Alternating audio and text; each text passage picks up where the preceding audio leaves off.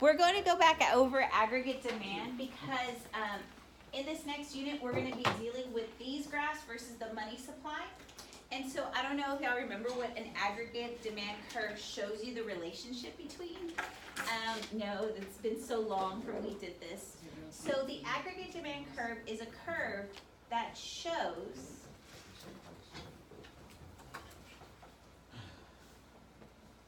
the relationship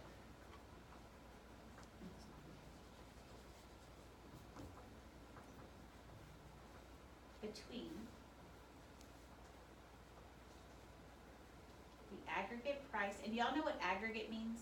Total. Total.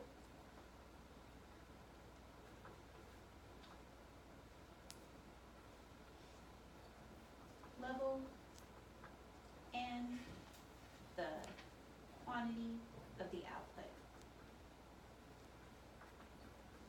I have to put aggregate again.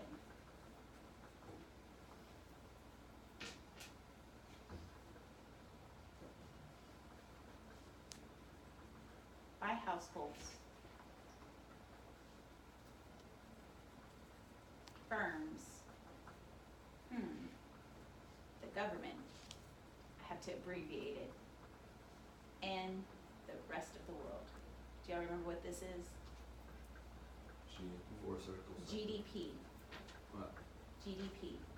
This is C plus I plus G plus XN. I didn't have enough room right there.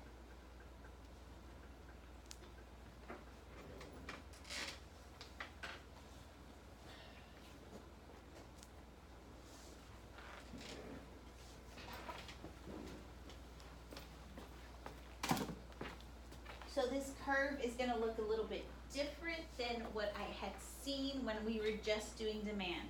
So this says graph of an aggregate demand curve. I know this axis is called price level because I'm looking at the total price levels within an economy. This axis right here is going to be called real GDP. Most of the times when you're graphing in macro, I know I just did supply and demand separately, but when they're looking at fiscal, monetary, and foreign exchange, you will always have this graph. You will never do just price and quantity. This will be the base of your graph. This demand curve, which way will it slope? Downward. And it's going to kind of look like this, but on AP, they'll take a straight line. So there's a reason why this aggregate demand curve slopes downward. Do y'all remember the reasons why? First one is the wealth effect.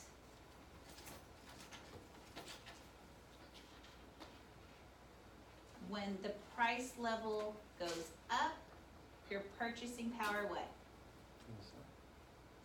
Prices go up, your purchasing power goes down. When the price level goes down, your purchasing power goes up. But generally, which one are we seeing in when we talk about price level? Is our price levels going up consistently, or are they going down? Up.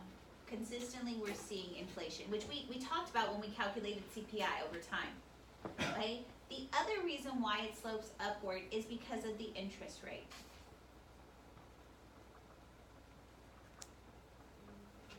When the price level goes up, interest rates will go which way? Prices are going up, interest rates going up. So then what happens to investment? Investment goes down. So when the price level goes down, what happens to the interest rates? It goes down, and then investment will go what? And this is why that curve slopes downward. There's other reasons why the aggregate demand curve will shift. So I'm going to put the reasons, and we're going to talk which way it goes, left and right. So first one is changes in expectations, which we've seen before, but this is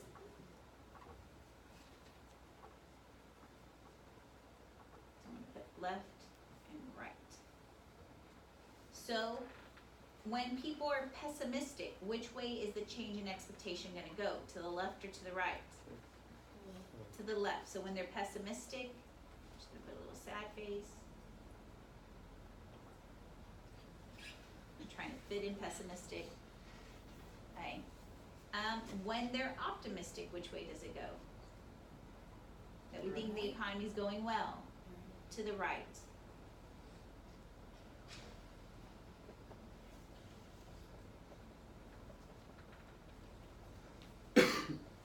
So like when we had the trade war with China, did people's aggregate demand go down? Yes, right? And we saw shocks, and we're not gonna focus on the shocks in the stock market, but that did change expectations in people's investment stuff, right? So they were like, oh my gosh, price level is gonna go up, interest rate's gonna go up, so their investments went down, okay? Another thing is changes in wealth.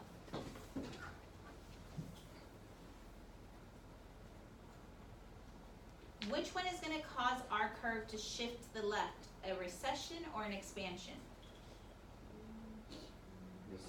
A recession.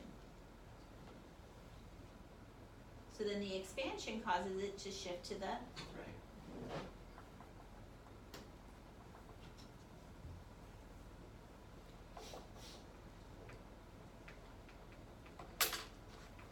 the next thing is physical capital.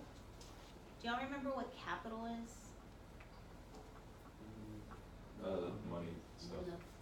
Stuff, like what's capital in here? Chairs, Tables, desks, books. computers. Okay, so physical capital. When are we gonna have too much physical capital? In a recession, so that's gonna, if we have too much physical capital, it's gonna move it to the left. So this is too many or too much physical capital. It will shift it to the left.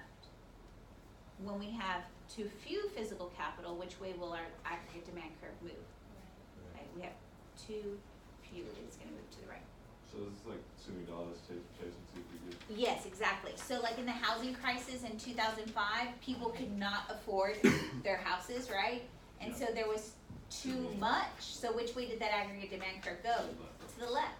Right now, with like, we could look like 4 years ago when we sold our house in McKinney. There was not enough housing, and Toyota was coming. There was all these places coming to the Frisco. I lived in McKinney. That was coming to Frisco and McKinney, and there was too few houses, physical capital. So I got to sell my house for over $100,000 for this sell price because there was too few because the economy was good. Right? Do y'all get that physical capital thing? Yeah. So in a recession, do we see buildings that are not being used? Yes. Okay. So the other two things that cause our aggregate demand curves to shift is, one is monetary policy. Easy.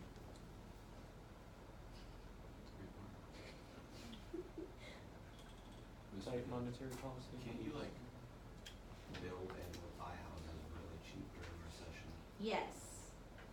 And so when the housing crisis first happened, my husband was moving to McKinney, and so I think that was like 2007, and we were able to buy our house originally.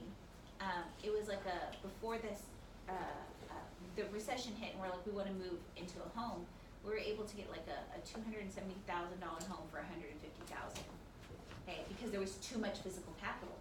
Okay, but then we sold when there was not enough physical capital. Okay, and so it's just being able to see those. But now we know every 20 years, and we know that there's ways that we can look at the market to be able to predict that as investors. Okay, so monetary policy. Which phase of the business cycle will they cause it to try to move it to the left? They realize there's a lot of things going on and they need to slow the economy. When would that Tight be? monetary policy. No, slow down. In an expansion or a contractionary? Oh, In an expansion, they would want, do they want to keep on moving it to the right? No. No, so over here in monetary policy, when there is an expansion, right? In the business cycle, what policy are they gonna use? tight. Tight. And that will cause it to move to the left, right? Okay, so in a contraction, right, they want it to move to the right? So what policy are they using? Easy. Which tight, I could refer to as contractionary monetary policy, and easy, I could refer to it as expansionary monetary policy.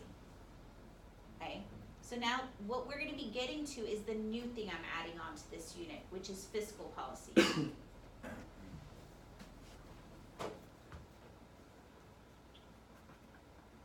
Okay, and we're gonna talk about how the government gets right here, what will they do?